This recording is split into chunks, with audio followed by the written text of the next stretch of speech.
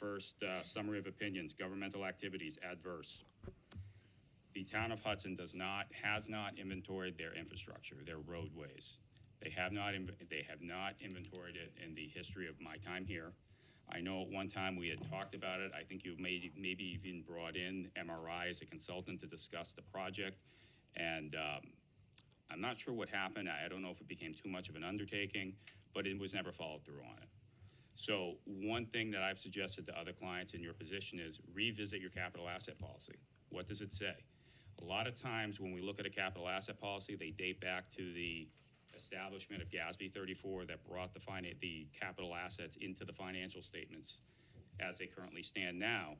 And the guidelines were so vague back then. We were using things like 150 years for buildings and 200 years for infrastructure. Make it reasonable. Make it reasonable. If you do nothing else, visit your capital asset policy and look at your infrastructure at category and make it something reasonable and start inventorying it. At the very least, within that window, you're able to catch up. I'd like to see it done before that. One thing I will say, a town the size of Hudson, with the resources of Hudson, this shouldn't be a comment in your report. I've talked to a few board members. I've talked to your town administrator. It's not being harsh. Like I said, I do a lot of these. If you were a smaller community, maybe in a more remote place, it wouldn't be as big a deal. You guys are right on the Mass border. You're one of the biggest communities in the state of New Hampshire.